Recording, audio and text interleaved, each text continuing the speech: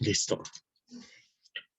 Como les decía la última vez que estuvimos viendo esto de convergencia casi segura, mi objetivo ahorita es ver unas leyes de grandes números que podamos aplicar. En particular, la que vamos a utilizar la voy a demostrar ahorita. Y les doy un ejemplo de cómo se aplica, ¿vale? Entonces, para eso vamos a recordar algunos resultados de prueba anteriores.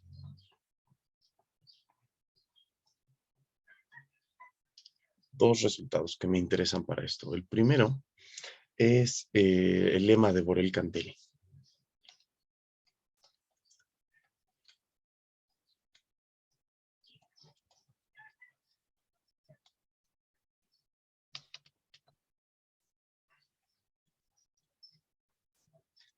El lema de Borel-Cantelli que vimos al principio de este curso, ¿se acuerdan que dice que me relaciona las probabilidades de los límites, del límite superior de una sucesión? Y entonces básicamente el teorema dice que si yo tengo una sucesión de eventos,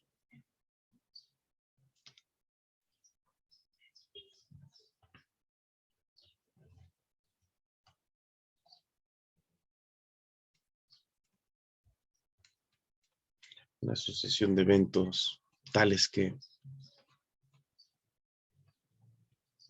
la serie de probabilidades de estos eventos, probabilidad de todos estos eventos es finita. Entonces, si sumo todas las probabilidades de mi sucesión de eventos y me da algo finito, entonces el lema de Borel-Cantelli me garantizaba que el límite superior tenía probabilidad cero, ¿cierto? Entonces yo concluyo que la probabilidad del límite superior de los ANs es igual a cero. No me interesaba si la sucesión era convergente o no, eso no me importaba tanto realmente, solamente le calculábamos probabilidad al límite superior. Ya si además la serie era convergente, bueno, pues el límite de la sucesión terminaba teniendo probabilidad cero. Punto número 2 que queremos recordar es la desigualdad de Chebyshev.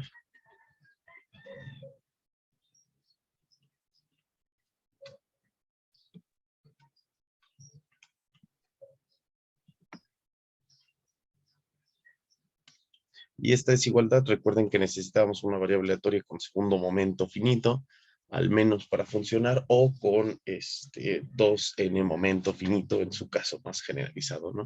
Teníamos que la probabilidad de que la variable se aleje de su media más que una cierta cantidad epsilon, y la probabilidad de que una variable se aleje de su media más que una cantidad epsilon, esto es menor o igual que sigma cuadrada entre epsilon, la varianza dividida entre epsilon.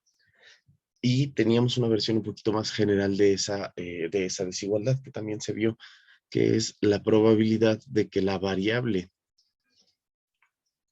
se aleje más de su media una cantidad de epsilon cualquiera, es menor o igual que el enésimo momento central, siempre y cuando esto sea par, x menos mu de x a la 2n, ¿ok? Y eso dividido, eso de ahí, dividido entre epsilon también a la 2n. Y aquí arriba me falta un cuadrado, ahí está.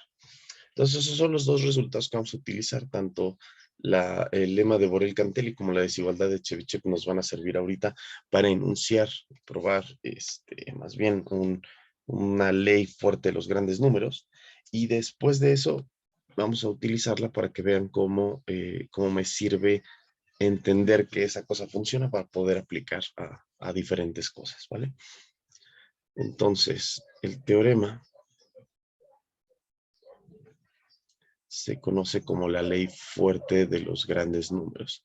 Así en general, en realidad, no como la ley fuerte de los grandes números de Kolmogorov que vimos la vez pasada. Esa versión de la ley fuerte de los grandes números de Kolmogorov es una versión muy fuerte, porque aquí yo voy a suponer que ya tienen esperanza y otras cosas, y entonces hacer la convergencia. La ley de Kolmogorov es muy interesante porque me dice, bueno, si convergen tus promedios parciales, entonces de por sí vas a tener esperanza. Pero bueno, ahorita vamos a probar, vamos a enunciar una que podamos probar que sea un poquito más sencilla. Entonces sea xn igual a 1 hasta infinito, una sucesión de variables aleatorias independientes. Solo les voy a pedir independencia. Os voy a pedir independencia, además que algunos de sus momentos coincidan. Por ejemplo, le voy a pedir que tenga todas ellas valor esperado idéntico e igual a una cantidad mu.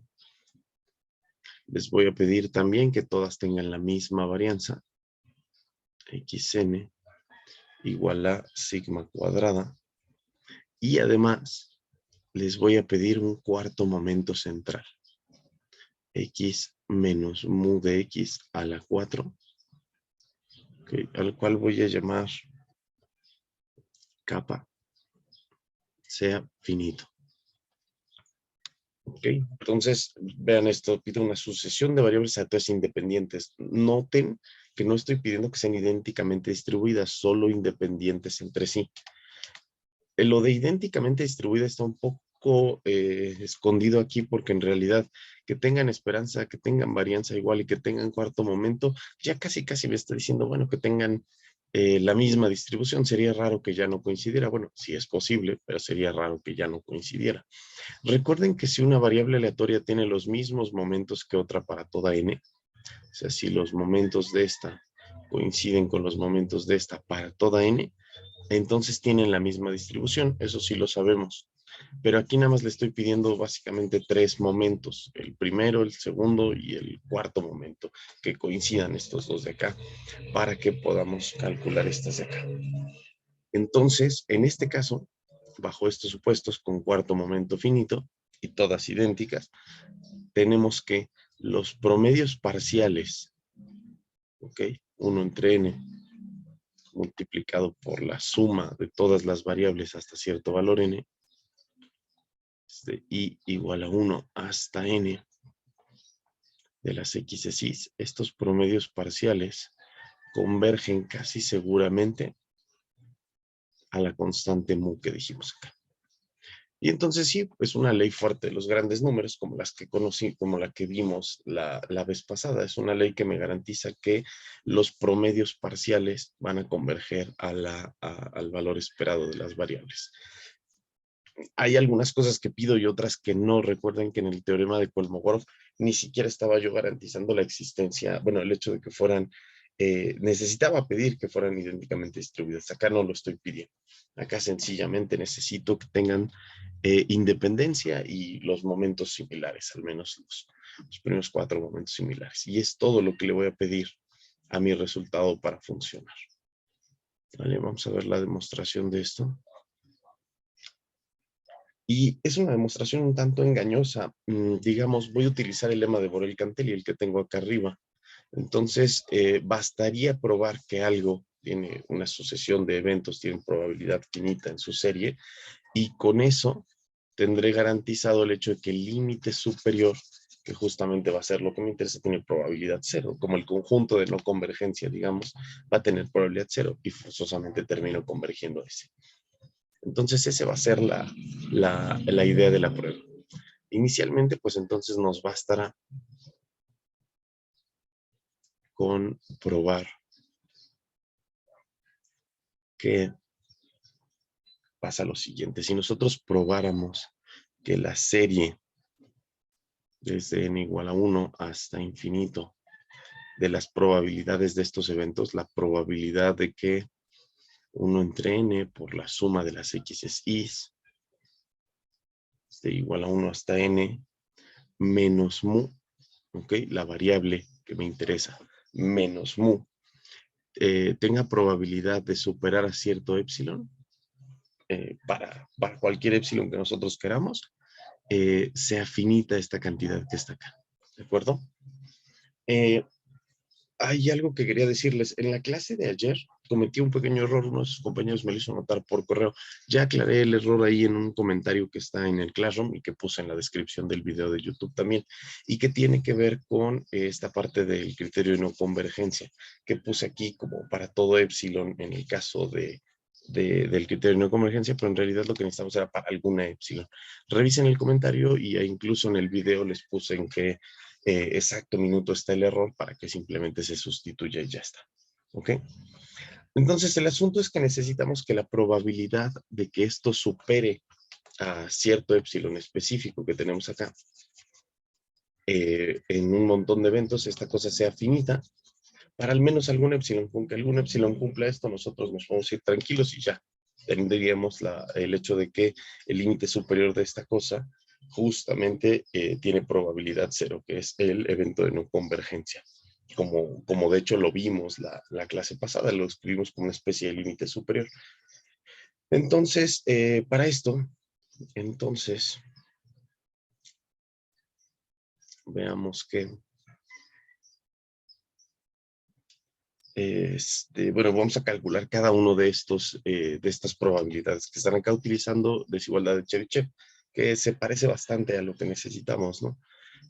La probabilidad de ese evento, el valor absoluto de las sumas parciales menos mu sea mayor que epsilon, la probabilidad de que esa distancia entre estas dos variables sea mayor que este epsilon para algún epsilon que nos importe.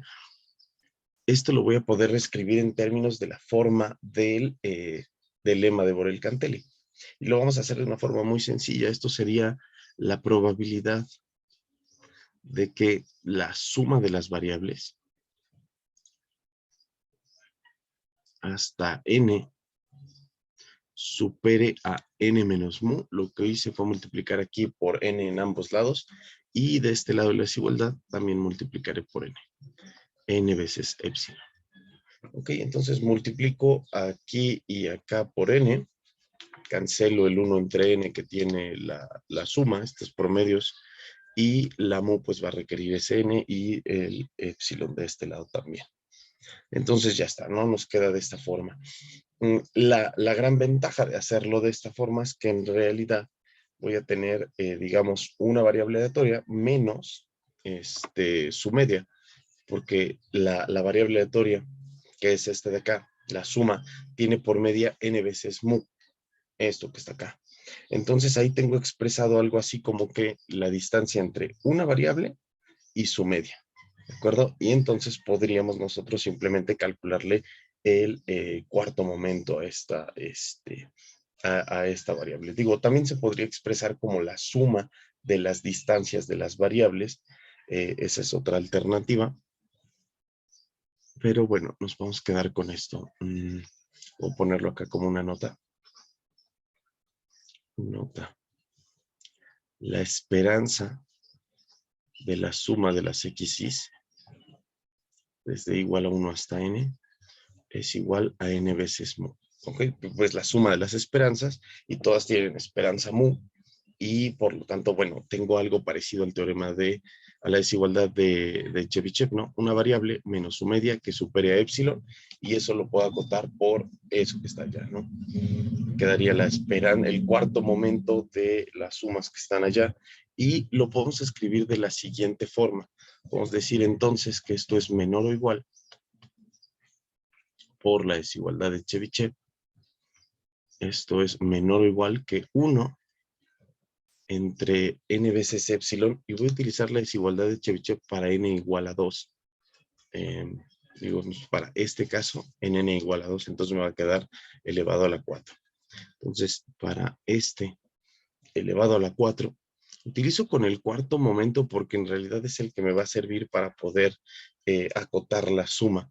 Y con que lo acote con algún término, con eso tengo.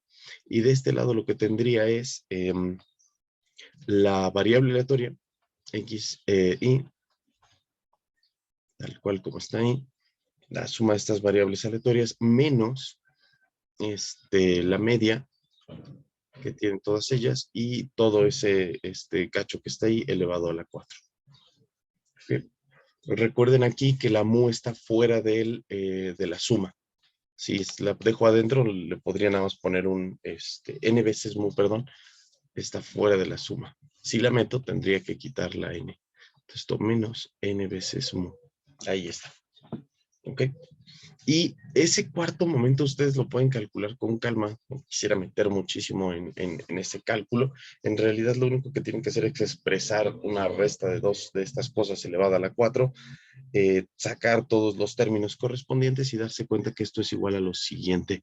Ya hice las cuentas para poder ahorrarme esa parte, que no tengamos que estar trabajando con estas cuentas que están aquí, que son un poquito pesadas, pero muy necesarias. Entonces, háganlo ustedes y si tienen alguna duda me dicen. Esto es n veces la esperanza de xi menos mu, y lo que sea que esté ahí, a la 4,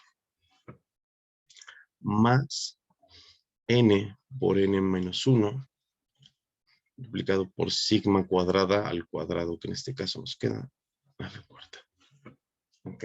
Entonces, hagan las cuentas con calma, chequen qué es lo que va a pasar y vean que esto de verdad funciona así como se los estoy diciendo. Si tienen alguna duda, pues lo checamos. Voy a poner otra nota. Esta era la primera de ellas. De hecho, que el valor esperado queda así. Y también otra nota. ¿Recuerdan ustedes tal vez de sus clases de cálculo esta suma? Vamos, la suma desde n igual a 1 hasta infinito de una cierta constante dividida entre n cuadrada. Bueno, pues esta de acá les va a quedar la constante multiplicada por pi cuadrada sobre 6. Es uno de los resultados conocidos y esto es desde luego finito, ¿no? Vamos a utilizar eso porque en realidad ahora ya podemos acotar esto de acá. Si ustedes, eh, si ustedes realizan las cuentas de esta parte, les va a quedar algo así como, digamos, n entre, entre n a la cuarta. Ya les queda algo más o menos de este estilo. Les queda la esperanza de xi menos mu a la 4, ¿ok? Y lo que sea de ahí dividido entre n al cubo por epsilon a la cuarta. Más, y multiplicamos estas dos de acá, sigma cuadrada, ¿ok? Dividido entre n cuadrada. Y luego menos sigma cuarta ambas. Aquí me falta un epsilon a la cuarta. Y esto dividido entre n cúbica, ¿no? Que es lo que queda ahí. Y ya está y multiplicado por epsilon a la 4. Entonces, en cuanto empiezan a, digamos, dispersar estos dos de aquí, tienen todo lo que necesitan. Y en realidad esto lo puedo acotar gracias a que el que tiene, digamos, el exponente mayor en las n's, estamos trabajando acá, es este cuadrado que está acá.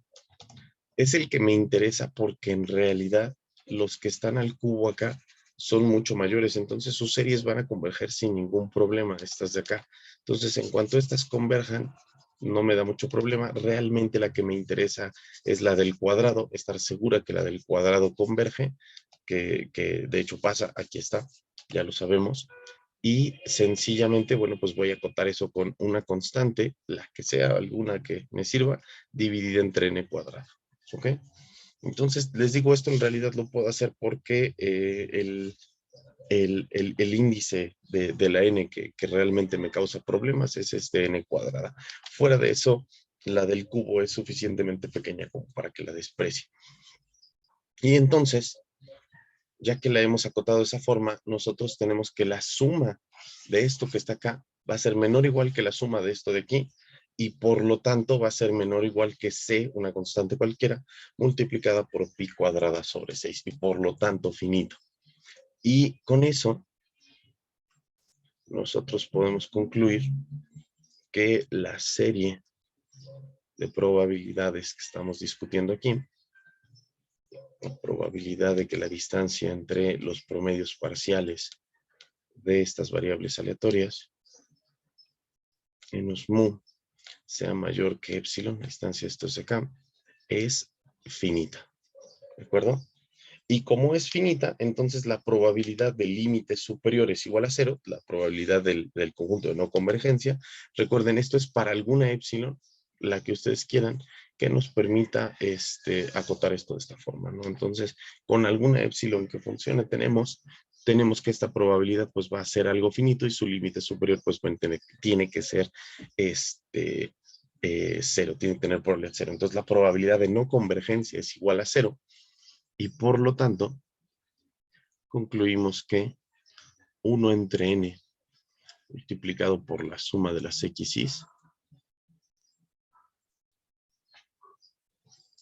converge a mu casi seguramente. ¿Ok? Y bueno, ese es el resultado de la ley fuerte de los grandes números. El hecho de que nosotros podamos decir que los promedios de las variables aleatorias converjan a la media.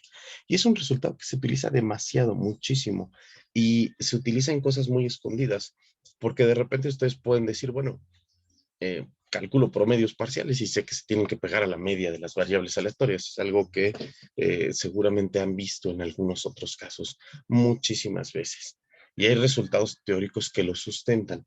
Ahora, nosotros podemos utilizar este resultado para otro tipo de cosas, para otro tipo de análisis, y es la base en general de casi todo lo que hacemos nosotros en estadística, ¿ok? Entonces, por ejemplo, les voy a poner esta aplicación a la estadística para que veamos una de las formas en las cuales se aplica el resultado de esta convergencia de manera no tan obvia. Una aplicación. Esta aplicación es a la inferencia estadística.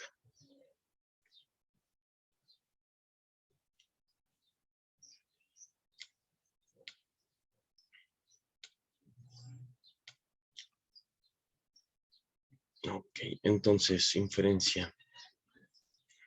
Una de las preguntas que normalmente tienen casi todos los estudiantes cuando entran a un curso de probabilidad 1 y cuando están en el curso de probabilidad 2 es ¿cómo sé que el experimento que estoy teniendo tiene esa distribución?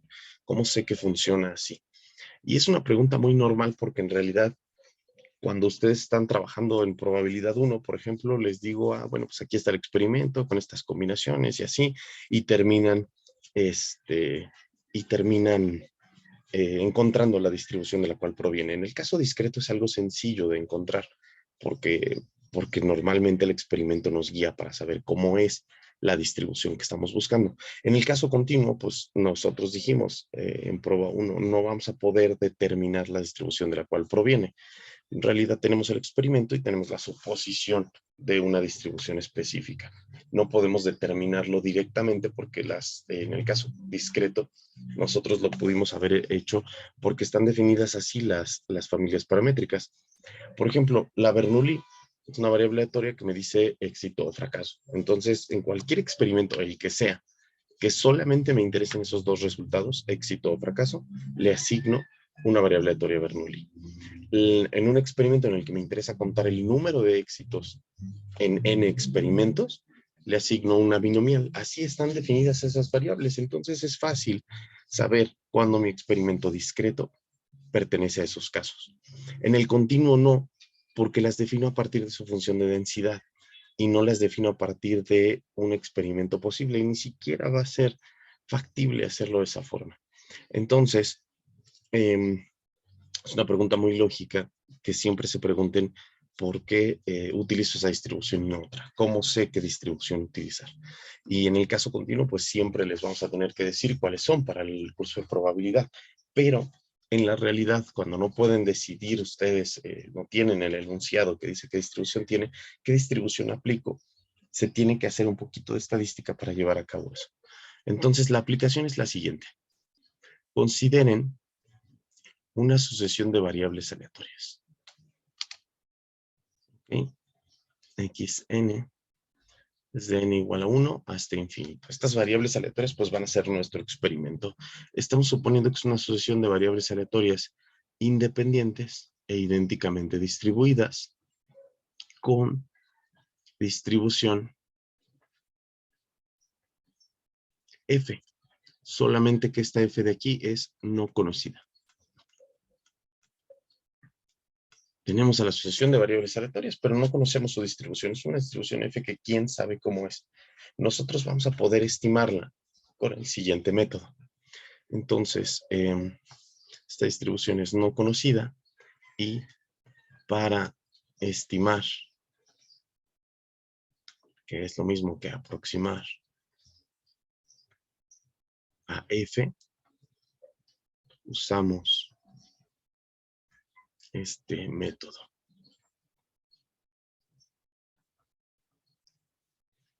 Y el método es el siguiente. Comenzamos por definir unas variables nuevas. Ok, en realidad nosotros queremos aproximar a F, pero lo podemos hacer casi puntualmente. Miren a lo que me refiero. Nosotros queremos a F, obviamente, valuada en algún X. Pero bueno, al evaluar la función de distribución en algún X, pues sabemos lo que eso significa, ¿no?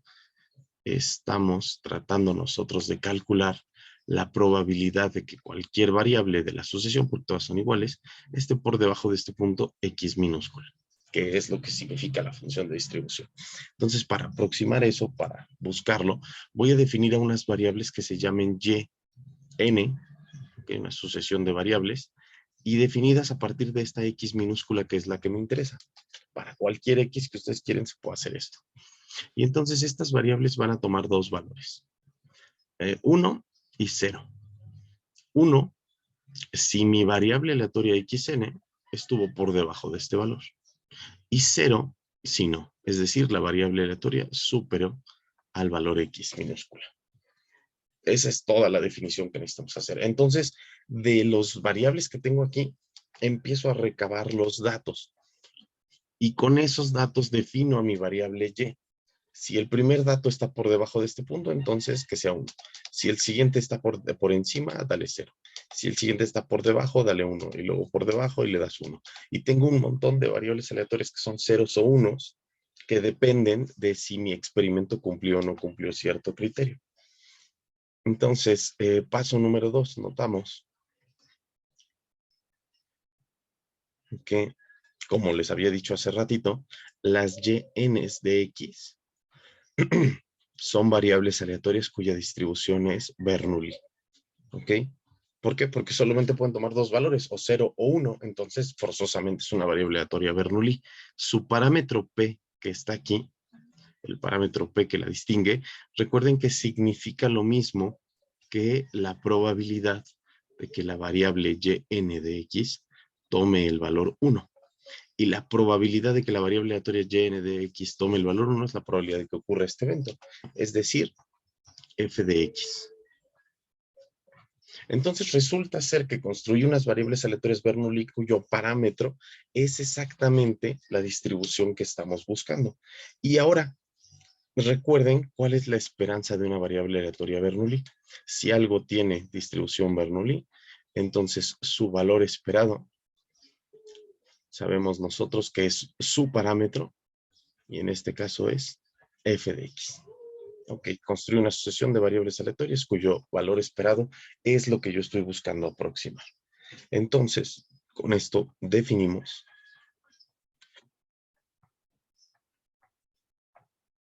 a lo siguiente, n sub n de x. Este de aquí va a ser los promedios de las y's. Ok, estos promedios que están aquí, hasta n de x.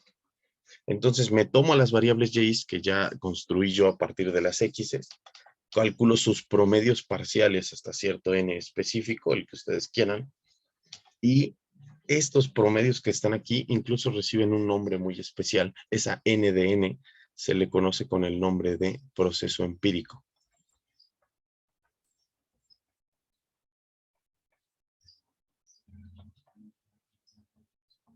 Ok, el proceso empírico, digamos el proceso empírico de la sucesión de variables o el proceso empírico de la distribución f o el proceso empírico les digo, las variables aleatorias o del experimento en sí mismo. ¿Ok? Y ya que definimos esto de acá, nosotros sabemos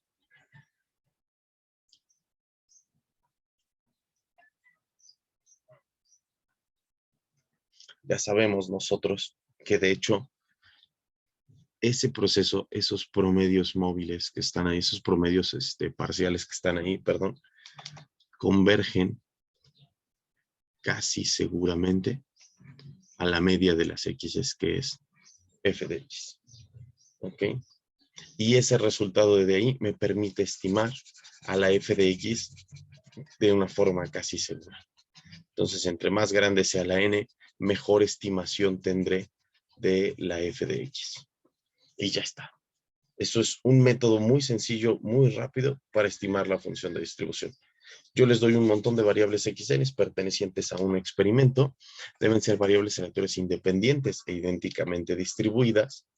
Aquí estamos generando a las yns de x una sucesión de variables aleatorias independientes e idénticamente distribuidas, cosa que no es necesario, solo necesito que tengan los mismos momentos.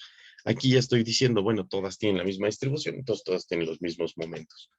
Y por lo tanto puedo aplicar la ley fuerte de los grandes números que demostramos hace rato. Entonces, tengo datos, los transformo en ceros y unos para estimar la probabilidad, la función de distribución en este punto. Construyo esos datos que yo sé que son Bernoullis, simplemente tomo los promedios parciales de esos datos y yo sé que eso converge a la distribución que yo estoy buscando. ¿De acuerdo? Eso me lo garantiza. Porque en la implicación del inciso 2, ¿te refieres a esta de aquí, perdón? Sí, esto en realidad solamente es el caso de una variable aleatoria Bernoulli. Si quieres, hasta haz las cuentas tú mismo. Si X es una variable aleatoria Bernoulli, Yn, entonces, perdón, si Yn es una variable aleatoria Bernoulli, entonces su esperanza es los valores que puede tomar, 1 por la probabilidad de que lo tome, que es la probabilidad de esto, ¿no? F de X, más 0 por la probabilidad de que tome el valor, que es esta de acá, 1 menos f de x, ahí está la esperanza, esto obviamente vale 0, y nos queda solamente f de x, entonces la esperanza sí es f de x. O recuerda tus clases de prueba 1, o una tabla donde veas cuál es la esperanza de la variable aleatoria Bernoulli. En realidad el resultado es bastante inmediato. Si z, por ejemplo, tiene una distribución Bernoulli de parámetro p, entonces nosotros calculamos en prueba 1 que es la esperanza de z es igual a p. Aquí es un poco confuso, sí, porque digamos P es justamente la f de x que estamos buscando. Pero esto es cierto porque P, el parámetro de una Bernoulli, siempre es la probabilidad de que la Bernoulli tome el valor 1. Entonces, como es la probabilidad de que la Bernoulli tome el valor 1, es la probabilidad de este evento. Y este evento solo se cumple en este caso. Entonces, la probabilidad del evento que está de este lado es lo mismo que la probabilidad del evento que está de este lado, que es justamente la f de x. Y por lo tanto, su parámetro es f de x y su esperanza pues también va a ser eso mismo. ¿Sí quedó un poquito más claro? Va, perfecto, excelente. ¿Alguien más con alguna duda, por cierto?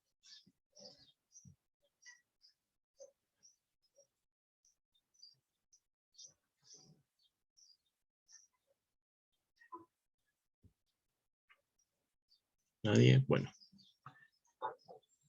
Ok, entonces ahí está la convergencia y con eso podemos estimar la distribución en cualquier punto, cuando nosotros queramos. Hay un teorema un poquito más general que este, que nos da una versión muy, muy fuerte de la convergencia del proceso empírico. Y solo voy a enunciarlo para que lo conozcan. Digamos, la ley fuerte que demostramos hace rato nos da la convergencia que nosotros queremos, pero hay una versión un poquito más fuerte. Este teorema es el teorema de Glidenko-Calteli.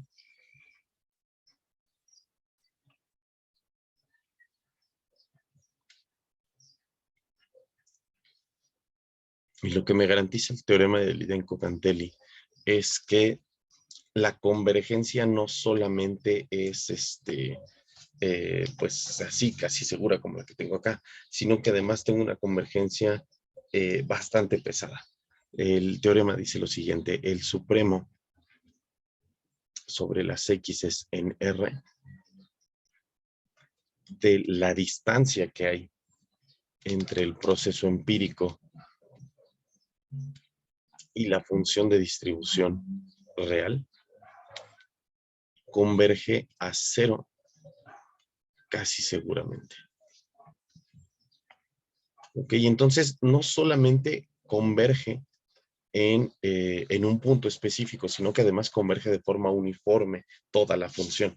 Digamos, la mayor distancia de entre todas las x que podemos tener aquí, de todas maneras converge casi seguramente a cero, lo cual me permite garantizar que puedo estimar a toda la función de distribución con este proceso empírico que está acá.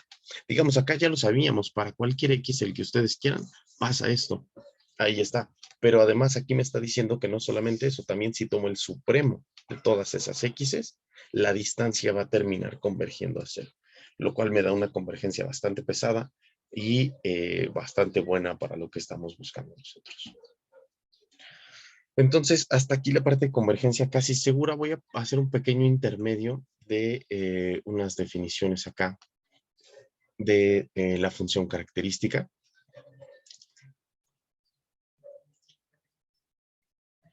Antes de continuar con convergencia, vamos a definir nada más rápidamente nuestra función característica.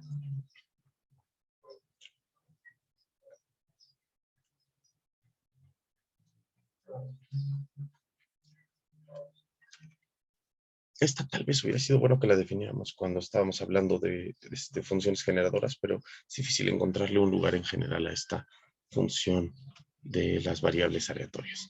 Voy a definirla aquí porque la voy a utilizar para otros tipos de convergencia y para otros resultados que voy a ver más adelante. Pero hasta aquí es todo lo que vamos a ver de convergencia casi segura. Lo demás van a ser los otros tipos de convergencia, que son varios. Pero bueno, ya los discutiremos la próxima clase. Ahorita solamente me interesa definir a la función característica. Entonces, sea x una variable aleatoria cualquiera, nosotros definimos a su función característica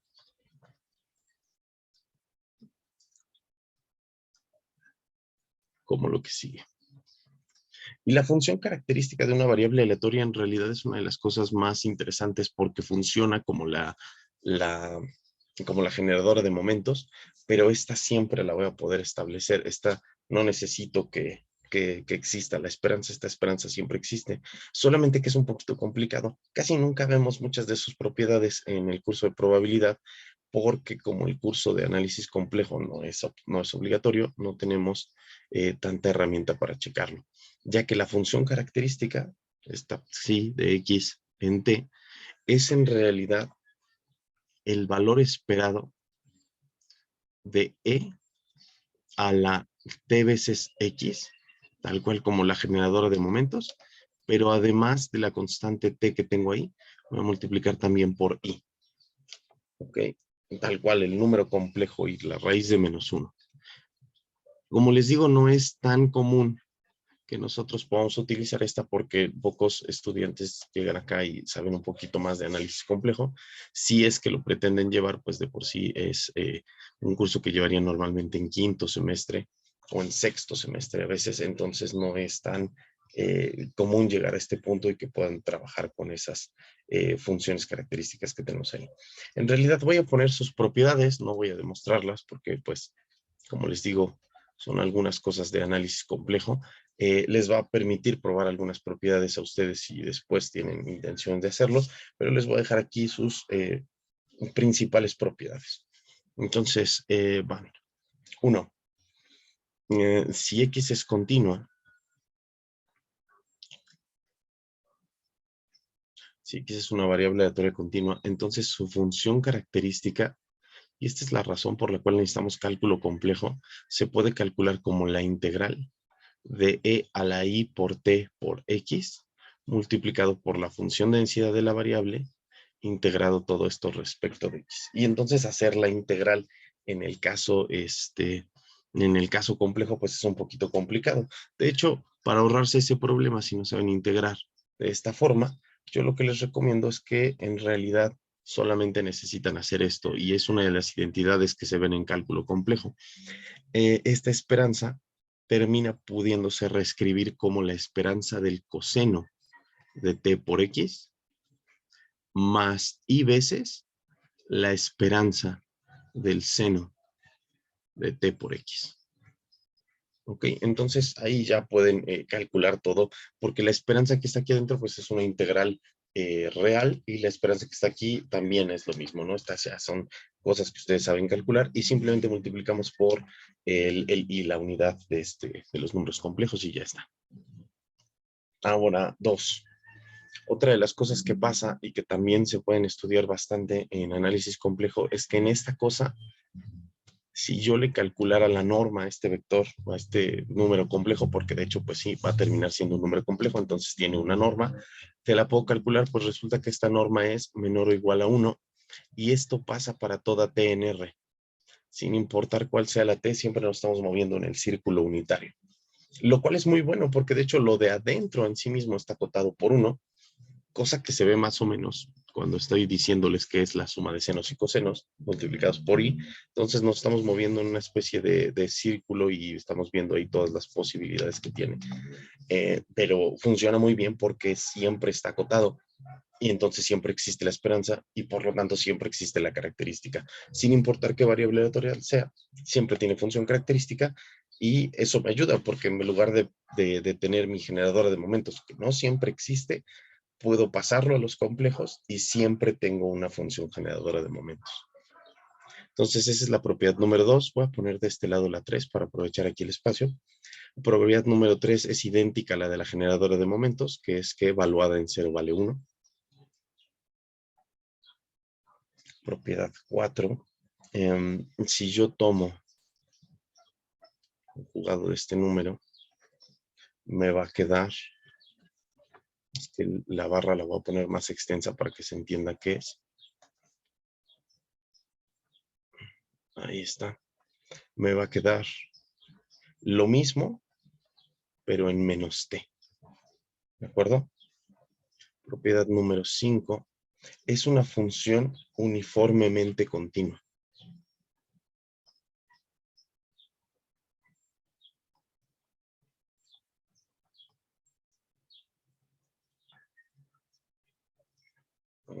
¿Cuántas más?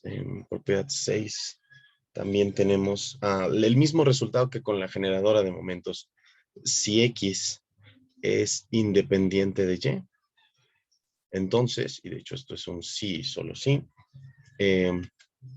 la generadora de momentos de la función característica de la suma de estas variables aleatorias resulta ser el producto de las generadoras de momentos. Y esto funciona para todo T en R. Para todo T en R se puede llegar a hacer ese producto. Recuerden que con la generadora de momentos funcionaba exactamente igual. Si yo podía factorizar la generadora de momentos conjuntas, pues entonces resultaba ser que eran variables aleatorias independientes. Y si son independientes, puedo factorizarla. Por lo tanto, puedo ir y volver sin ningún problema. Ahora, punto número 7. Si X tiene una distribución simétrica,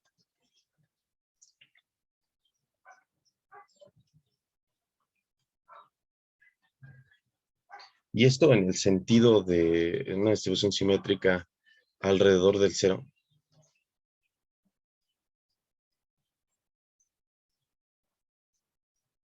así como la variable aleatoria normal, que si ustedes ven alrededor del cero, pues es idéntica la distribución de este lado que este lado, bueno, la densidad, o la variable aleatoria t, o cualquier otra variable aleatoria que en sí sea simétrica. Entonces, X tiene distribución simétrica alrededor del cero, voy a dejarlo sin el sí, porque en realidad el resultado es que eso pasa sí y solo sí. Esta phi de X en t resulta ser un número real. Es un real para todo t. Entonces, si lo calculo, la phi de x en t, y resulta ser que me da un real, no un complejo, o sea, la parte compleja tiene valor 0, entonces eso quiere decir que la distribución tiene una distribución simétrica alrededor del 0. Y se lo prueban fácilmente si hacen esta construcción de acá, porque como tiene distribución simétrica alrededor del 0, esta integral, esta esperanza acá les va a quedar 0 y solamente les queda el valor esperado del coseno. que es algo que pueden ver con propiedades de cálculo más o menos sencillo. También puedo calcular la generadora de la función característica para una transformación. Digamos, si tomo que y es igual a una transformación lineal de la variable aleatoria x, entonces yo sé que la función característica de la variable aleatoria y en el punto t cumple las mismas propiedades que cumplía la generadora de momentos de una transformación. Y esto es que me quedaría de la siguiente forma. Me queda e a la i veces t por b y multiplicado por la función característica de la variable aleatoria x valuado en a por t. Esta es una propiedad que de hecho vimos con la generadora de momentos y que se cumplió. Y el punto número 9, lo más importante de la generadora de momentos también lo va a cumplir esta. Si existe el enésimo momento de la variable aleatoria, si existe el enésimo momento de la variable aleatoria x, entonces hay dos resultados que son interesantes. El primero, la función característica de la variable aleatoria tiene n derivadas continuas.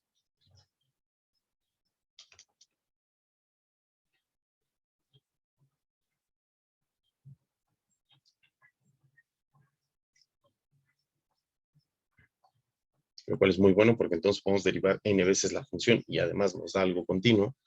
Tiene n derivadas continuas y además de todo eso, la enésima derivada de esta de acá, la enésima derivada de la función característica, nos va a dar igual a lo siguiente. Nos va a dar igual a i elevado a la n por la esperanza de x elevado a la n por e a la i por t veces x. Okay, esto es bastante bueno y nos sirve. Voy a cambiarle ese n para dejarlo en términos de cualquier índice. Si le cambio aquí la n y le pongo, digamos, una k, okay, y aquí lo elevo a la k, también el de la x que está acá.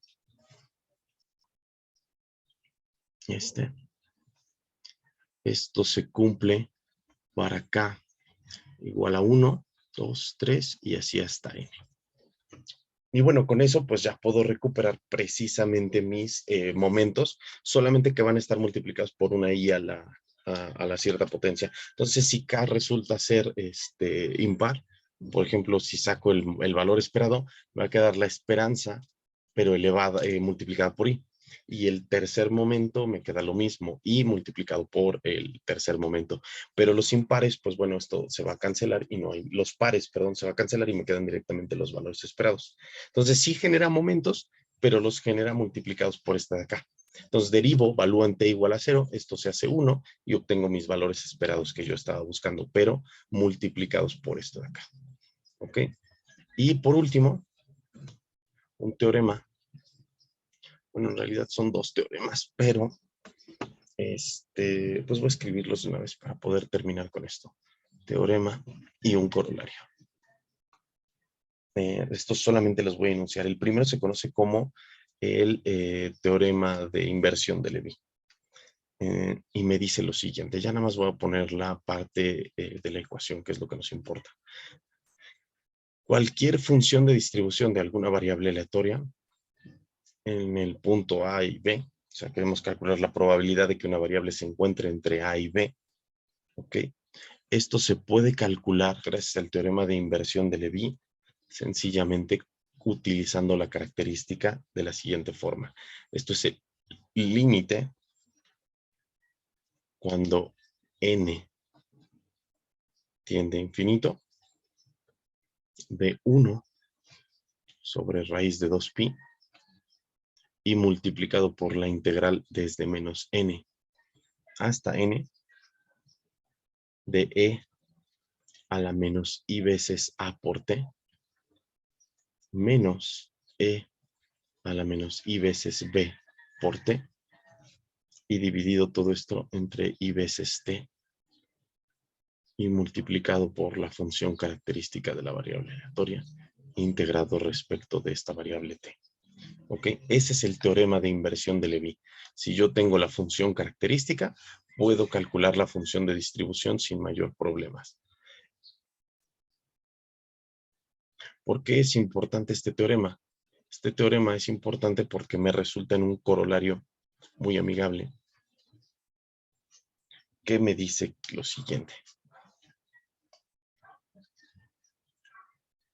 Si X y Y, dos variables aleatorias, cualesquiera, creo que lo voy a enunciar de una forma un poco distinta, permítanme un tantito.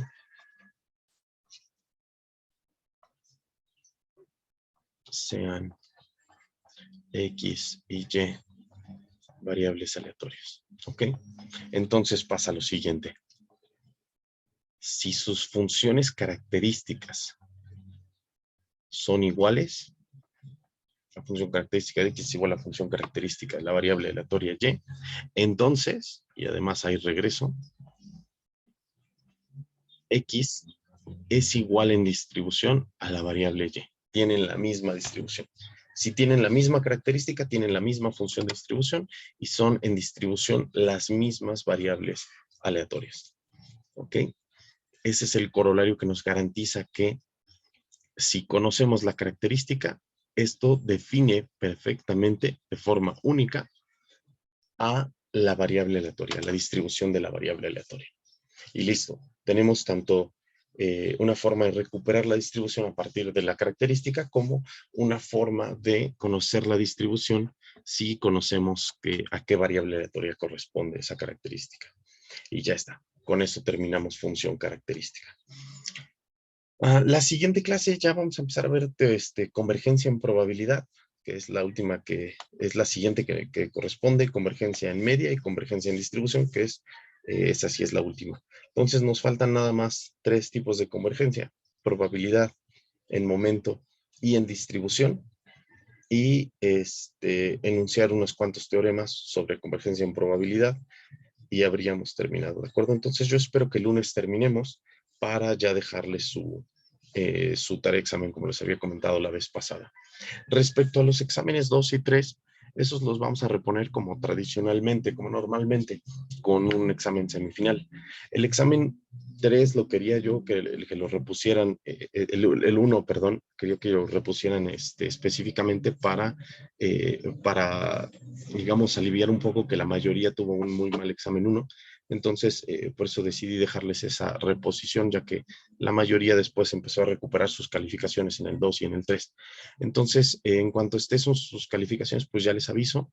Y el asunto sería que el próximo miércoles, el miércoles 8, se hiciera la reposición del examen 2 y el 3. Obviamente, ya que esté su siguiente reposición, para que ustedes puedan saber qué tanto vale la pena presentar este examen, que sería un semifinal que solo involucra los parciales 2 y 3.